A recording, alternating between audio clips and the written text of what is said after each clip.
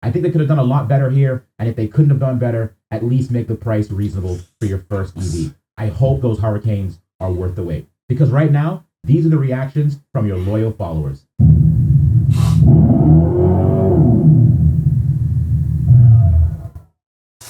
Yikes. Well. I just keep looking at all these reviews for the Charger Daytona EV, and I just gotta say, I don't think no matter what marketing production that Dodge does is going to make anyone change their opinion that this Charger Daytona was a bad idea, especially a bad idea to push first. And I'm going to reveal to you guys in this video that there's also another Charger Daytona going to be set to be arriving sometime late next year, and it's not a Banshee.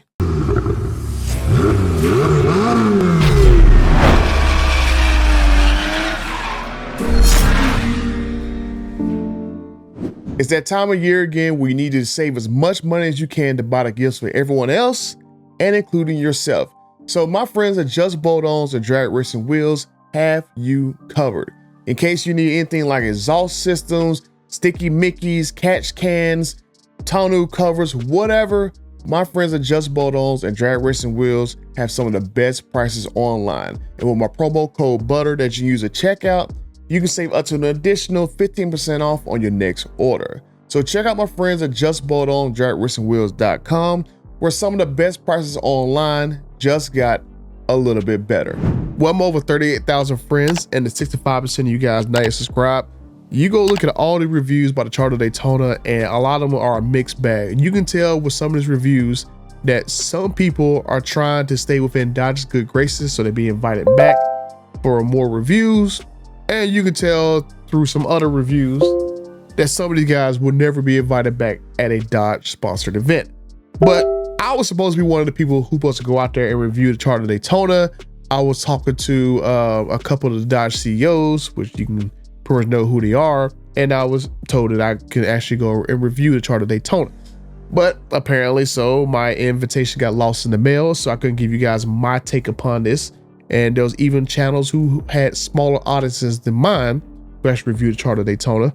So I don't think it was an issue of size. I think it was an issue of they didn't want to send people out there who they think wouldn't have gave them a favorable review. But this has to be by far one of the worst situations I've ever seen, that a company flew a bunch of people out and literally everyone had a bad opinion about a particular product. And so I'm just going to say that literally 80 to 90% of all the reviews for Charger Daytona, they were all lukewarm at best. And Dodge has a real problem on their hands. Now, some of the criticisms I see in these videos about the Charger Daytona, they are well, let's just say justified, because as we know, Rich Rebuild says in his video that the Charger Daytona is operating off of a perspective that this vehicle should have released several years ago. If you guys remember when Stellantis first came into power back in around 2020, they did EV Day, and that's when his car was first unveiled. Now, let's go over to the States for a somewhat different approach. We're talking muscle here. We're talking power. And also, we're talking history. And today is an important milestone, embracing the brand's history while looking to the future. And that's why Dodge will not sell electric cars. Dodge will sell American muscle. So if a Charger can make a Charger quicker, we're in. Dodge attracts one of the youngest and most diverse customers in the industry, with the highest spending power of any generation. But even for a brand that's known for pushing it a bit too far, we've pushed this pedal to the floor. Our engineers are reaching a practical limit of what we can squeeze from internal combustion innovation. They know, we know that electric motors can give us more, whatever it takes to keep them in the lead. Again, we won't sell electric vehicles. We will sell more motors. Hold on a minute. Did we hear that right? Dodge is making an electric car? We're talking hypothetical, right? Why on God's green earth would Dodge ever build an electric car? Anybody? Any thoughts out there? Hello?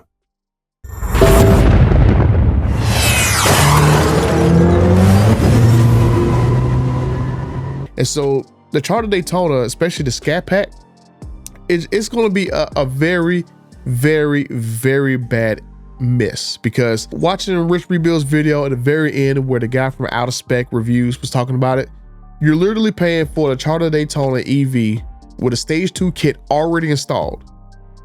You're paying almost twice the money of a Tesla Model 3 Performance that has better performance than it. I think I saw Rich Rebuild saying they did like a 3.4 0 to 60 in the Scat Pack Charger Daytona, and you can get almost 3 seconds flat in a Model 3 Performance. And that's the new version that just came out. And then you're literally within a few $1,000s of buying a Tesla Model S Plaid, and that gets like a 2 second 0 to 60. So the Charger Daytona is just in a spot where it is in a no-win situation. I mean, it can't be the Model 3 Performance. It's not that much better than a Hyundai Ioniq N. It's not in the same price category as a Tesla Model S Plaid, and it does not warm over most hardcore Dodge fans, because to me, my humble opinion, it's a European car that Dodge got at the last minute to try to put some Dodge things in it to make people think that it is a Dodge vehicle, because it really didn't really make sense how rushed this car is. But here we are, and I just want to say that I don't think this car is going to be a very good seller, and I can see why Dodge pushed ahead the 6-pack cars before this car, because this car needs a lot of work. And at this point, I don't know what they can do with the Charger Daytona Scat Pack and RT to make it that much better. Honestly, I think they should just scrap those 2 cars and move the names for those cars off of the EV version. They should make the 6-pack car, the high output one, make that a Scat Pack, make the smaller one an RT, and be done with it, and get rid of those names off those EVs, because you're going to literally kill off the mystique of Scat Pack and RT with these 2 duds. And then when the Banshee eventually comes out in probably another year or 2, when that vehicle actually gets ready, I think it's going to be too expensive, and then a regular plain Jane Plaid can still destroy it. Like Dodge will have to literally come up with a lot more tech in order to even get to the point where someone will buy a Banshee over a Plaid. And this is not just my opinion, this is literally the opinions of people who actually like EVs. Rich Rebuilds like EVs, Out of Spec like EVs. These are EV people saying that this car is not there. It is not in the price category of what you expect a car to do in that price category. And come next year, when they drop the Scat Pack and the RT stage kits out of them, they're gonna be even slower. And then it's just gonna be just a bad day where people realize that these cars are gonna be slower than they actually are. And these guys are saying that these cars are slow with stage kits already installed in them. And so I'm gonna reveal to you guys right now that there is yet another Charger Daytona that's gonna be coming late next year. So one of the criticisms they have is that the Charger Daytona is way too expensive. Like, one of them was like $85,000 fully spec'd out, but that's because it has a stage 2 kit and it's fully optioned out. I think the start price can be around like $70,000 for a Scat Pack EV Charger Daytona. Then the RT is probably somewhere around the $50,000-$60,000 range, and for right now they're fully loaded with the stage 1 kit installed. So I don't know why they don't put the stage 2 kit on the RT. Maybe that kit is not ready or whatever, but it is what it is. But I'm going to reveal to you right now that there is now going to be a 4th Charger Daytona coming. You got the Banshee that's delayed, I think, to 2026, the Scat Pack Charger Daytona, the RT Charger Daytona, and now you're going to have basically what TK would call a food stamp Charger Daytona EV coming late next year. Now, I was told by a reliable source, and they already told me the name and what kind of specs I can expect in this particular EV. So if you want you a cheaper Charger Daytona EV, like if your heart is set on to have Charger Daytona EV and you want a cheaper one, this next model is going to be that. So I'm hoping that this next model is going to be somewhere in the $30,000 to $40,000 range. And I can already tell you what the name is. It's going to be a Charger Daytona GT. Now, for some reason, like I said, I don't understand why they had to put all the iconic names on these EVs. They literally tarnished the reputation of Dodge, but I think that might have been like a Carl Tavares thing. But I hope that, like I said earlier, I hope they just take the names off these EVs and go back to that numbering scheme, because no one's going to really buy these cars in mass. I don't expect to see Charger Daytonas running around like Hellcats and Scat Packs and RTs and GTs or like that. But this next Charger Daytona is going to be basically a food stamp budget build car. It's going to come out late next year, from what my journalist friend was telling me. And so it's going to be nicknamed the GT, Charger Daytona GT. And it's going to be a single rear motor drive car. So only one electric motor. And so you could probably expect somewhere between 3 to 400 horsepower for this one car on one electric rear motor. And so I think that Dodge is going to basically introduce this car earlier than expected, because typically when you have these performance EVs come out, a lot of times they'll come out with the high spec version or the fastest version, and then another year they'll introduce a version that's like, you know, a step below that, and then a year 3 they usually introduce the cheapest model. That way they get their investment back. But I think that these guys at Stellantis knows that these cars are going to flop so bad, and they might as well get all the versions of this car out so fast, because I don't think they think this car is going to be a very good seller, and they might discontinue it sooner rather than later. Because if you look at how, you know, GM did the GMC Hummer, they had the Hummer Edition 1 the first year, and then the second year they had the EV3X, and then the third year they had the 2X, and then I think they're supposed to have the 1X out by now. So you basically went from the highest horsepower version, which Dodge didn't do because they can't get the Banshee to work, for all I know, because the Banshee is on an 800 volt system, and none of the cars that Stellantis has been coming out with has 800 volt architecture in there. They only had the 400 volt architecture in there, and so that's why there's no Banshee. There's no other top of the line EV within the entire company of Stellantis. So they obviously could not get that vehicle out, so that vehicle's been pushed for like another year or two. And so here we are with these slow Scat Packs, RTs, and now we're about to have an even slower GT, and hopefully they price it below the price of a Tesla Model 3, because even if that car is around $30,000 to $40,000, that's basically the price of a Tesla Model 3 Performance. It's around, let me see. Yeah, so a long range Tesla Model 3 that does a 5 second 0 to 60 is $42,000 if you don't have any of the incentives. So I'm hoping that Dodge, they will make that next version between $30,000 to $40,000. At this point, Dodge needs to undercut Tesla in order to survive, because right now that Charger Daytona Scat Pack being more expensive than a Model 3 Performance at Model 3 Performance is $55,000, and let me see, and it gets a sub 3 second 0 to 60, and we have the Charger Daytona at $80,000, $30,000 more expensive for worse performance than this car, and worse range, because this car gets over 300 miles of range, and the Charger Daytona gets like what, 260, 270. So I just hope that Dodge in the near future will drop the cost of these cars down dramatically, because I don't see them gonna sell all too well. Like, they need to take that EV money that they was getting from the government, because that's why I was told by one of my buddies that they actually had to get these cars, the Charger Daytonas, out of the plant by 12/23 in order for them to get the emissions credits to count for this model year.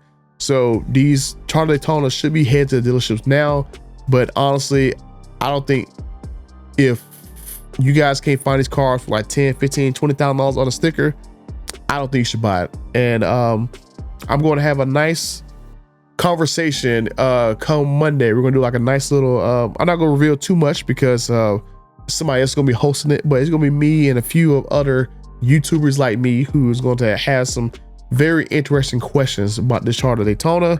And when you see it, you'll understand it. But I'm gonna give you guys kind of like a heads up about this conversation we're gonna have literally this Monday. But yeah, I just don't think this Charger Daytona is gonna be a very good seller. I think it's gonna bomb, and I just don't think that any review that anyone can do is gonna really change anyone's opinion. I personally had high hopes for this car, because I actually thought that this would be the car that I would buy. But just looking at it more and more, and how a lot of these guys are talking about this car, especially guys who actually like EVs, this car is just not it. It is not working. It's literally dead on arrival. This is like literally a dead on arrival vehicle It's already bad. It's already gonna be a bust before it even comes out. And like I said, I was hopeful for this car because just looking through the stats this car could have had before it came out, this car should have been an awesome car. This car should have been a plat killer on arrival. The first car that should have came out should have been a car that decimated the plat. That's what it should have been. It should have been no Scat Pack, no RT coming out. It should have been a plat killer out the gate first. And until that car came out, they should have kept the current cars in production, because they could have kept current cars in production, but you know, of course, with the government, all that other crap, you know, kind of messing things up. We could have had like, okay, the car could have come out this year. We got DB170. It could, and then let's say they extend the current cars out another model year, they can make a Charger DB170. So boom, we can have another Halo car for the second year. Okay, maybe the car don't get discontinued. Well, maybe the car doesn't come out to 2026. So let's extend the current cars one more time. And then for this third year, let's have a Durango DB170. So they could have literally extended the current cars out for at least about a good 3 years. I don't think customers would have minded. And I just think they just kind of like put all their eggs in one basket, and you see what the crap's going on. These cars just are not ready. And I totally agree with what Rich Rebuilds and Out of Spec Reviews were saying, that these cars are literally 4 or 5 years too late. They should have been released way sooner, and we should have been on version 2 of these cars, and it should have been way better. But that's neither here nor there. But let me know what you guys think. Do you guys think that a Charger Daytona GT is going to be basically a good vehicle to buy? Hopefully, if it's cheap and they don't try to knock you in the head with a price on it. Would you guys pick up a Charger Daytona GT? Would you guys still be hopeful that the Charger Daytona Banshee is going to be a plat killer that's literally like 1,000 more pounds? But I don't know. But let me know what you guys think. And until the next time, I'm out.